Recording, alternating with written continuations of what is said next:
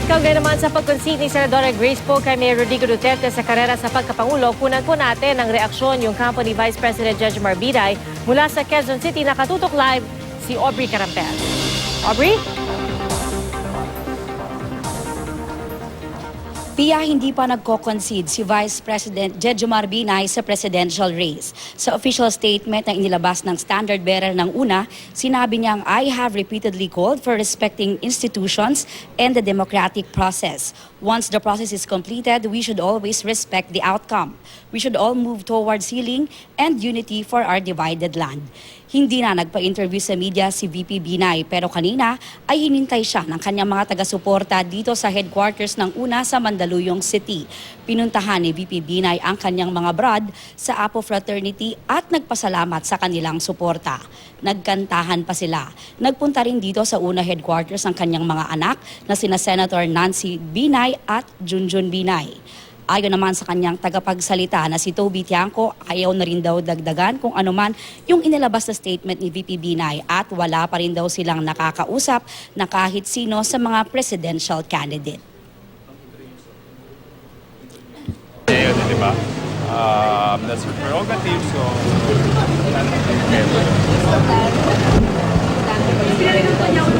I think meron na kaming written statement, so let's just look at it as face value. Okay, so tatapusin nyo. Kasi sinabi, finish na, complete the process. So, tatapusin nyo talaga yung process before you can speak. Hindi, basta kung ano na lang yung nandun sa statement na yun, let's look at it at the face value. Kamusta si Vice President? Okay naman. Wala tayong sinayos kami ko, so okay naman. Kamusta kayo?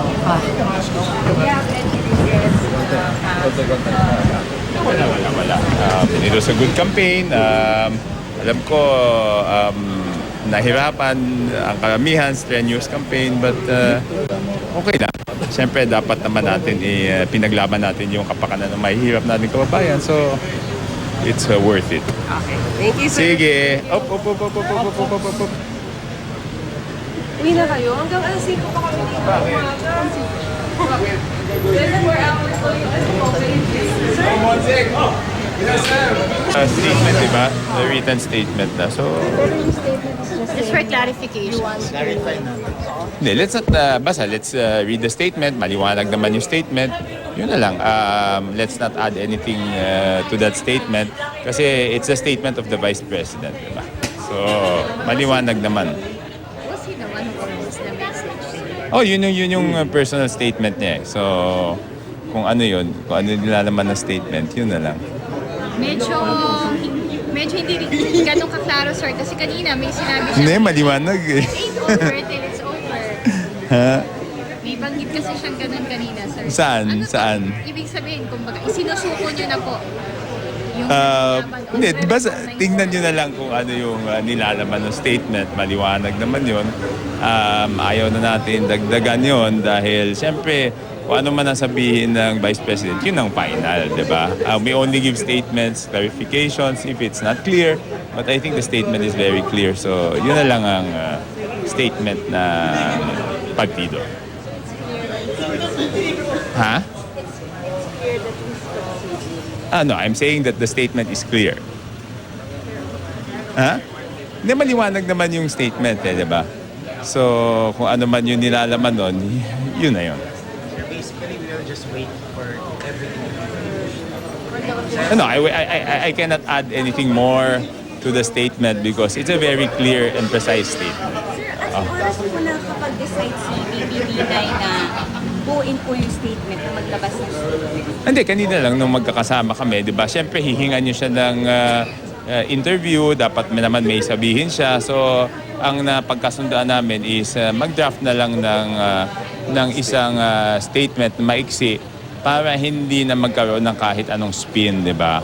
That's why ayaw na nga namin magbigay ng kahit anong dagdag na pahayag kasi baka ma-spin pa otherwise. At least, doon sa statement na yon, all media outfits will cover it equally, di ba? Walang dagdag, walang bawas kasi wala naman kami sinabi.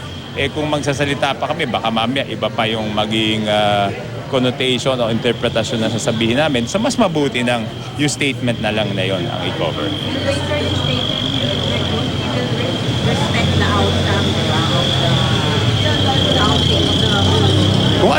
nandun sa statement, yun na yun.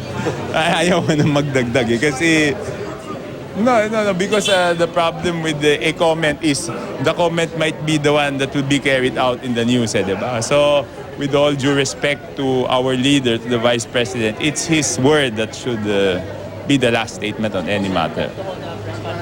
Ha? Ano no? Wala pa kaming pinag-usapan. Papahinga muna. Oo.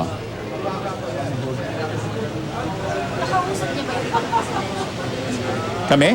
Hindi na wala. Kami. Wala. Wala kaming nakausap kahit sinong ibang kandidato. Kami lang ang nag-usap. So, ano yung focus nung team natin ngayon? Ano yung mga binabantayan natin? Kanina kasi yung mga i-verify tayo yung report. Tuloy ba yung verification? I think that's the lawyer's job. I think si Vice President Binay has spent a lot of effort in this campaign. So, kailangan pagpahingahin muna natin. No? So, yun ang gusto namin na if we had a wish, sana ang wish namin ay makapagpahinga na siya ng maayos, makatulog ng lampas 8 oras at diba? Yun ang wish namin, mapahinga rin yung kanyang isip. I mean, yun lang muna. No, we're not saying that's going to be the last statement. As of now, that's the official statement, no? Kasi siyempre, I mean, kanina lang yung botohan, so dapat magpahinga muna. I mean, his reaction on Abigail nanalo. Siyempre natutuwa, di ba? I mean, siyempre natutuwa. Pero would you describe the meeting when you talk to him? Nakita nyo naman kanina, di ba, nung bumaba siya, kung ano yung demeanor niya kanina pagbaba, ganun din naman yung usapan namin sa taas, eh. Very light. Very composed. President. Okay? Pero siyempre sa inyong lahat, salamat. Alam ko, hindi lang si BP nahirapan, pati kayo. Tsaka si Mon. Hindi. Pumayat na siya. Ay, pumayat eh, oh. Oh, di ba? Ha? Nabuti ang buhok, no? Kayo makakapahinga na rin kayo. So, Maraming it's a salamat sa inyo. well-deserved rest for everyone. Okay? Okay, salamat.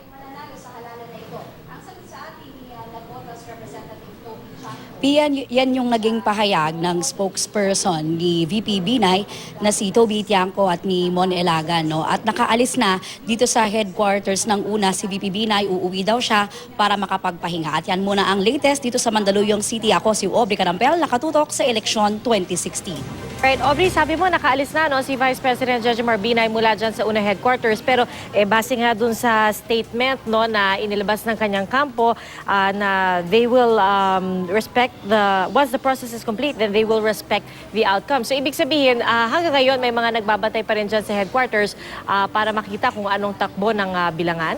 Aubrey? May mga naiwan pa na staff si VP Binay. Doon sila sa 4th floor. Doon nakaset up yung kanilang war room. Siguro, Pia, hinihintay pa talaga ni VP Binay at kanyang staff yung official result. Kumbaga, yung final result ng presidential race. Pia. At Aubrey, kasi kanina parang si Congressman Tiangco, nais niya iwan lang doon, no, doon sa mismong statement ni Vice President Binay na parang ayaw niya sabihin kung tatapusin pa bago mag-concede or kung may hinihintay pa ba si Vice President Binay. Pero ito, gusto ko nang balikan yung sinabi niya na we should all move towards healing and unity for our divided land. So, meron bang pahaging si Vice President Binay kahit habang kausap, kasi hindi na siya nakipag-usap sa media, pero kahit habang kausap yung mga kasama niya sa fraternity, tama ba? Or sa kampo ng Binay team, kung ano ba ibig sabihin itong moving forward para sa kanilang kampo? Siguro, Pia, kasi hindi rin malinaw, no? Yung statement kasi ni VP Binay, parang sinasabi niya na gusto niyang tapusin dahil nire-respeto niya yung proseso. Kanina, ang sinabi lang niya dun sa kanyang mga brad, nagkakantaan sila. In fact, very emotional yung nangyari kanina dahil nagyakapan, nagkantahan sila, nagpasalamat si VP Binay doon sa suporta ng kanyang mga brad mula sa Apo Fraternity. Pero Ang sinabi niya doon, narinig ko, parang it ain't over. So, hindi pa tapos itong nangyayaring bilangan. Kaya hanggang matapos siguro, hintayin natin kung may ilalabas siyang statement. Yeah. Alright, so sabi nga ni Congressman Tiangco, no, wala pa siyang schedule para bukas. Nais lang niya na magpahinga muna si Vice President Binay. No, Aubrey?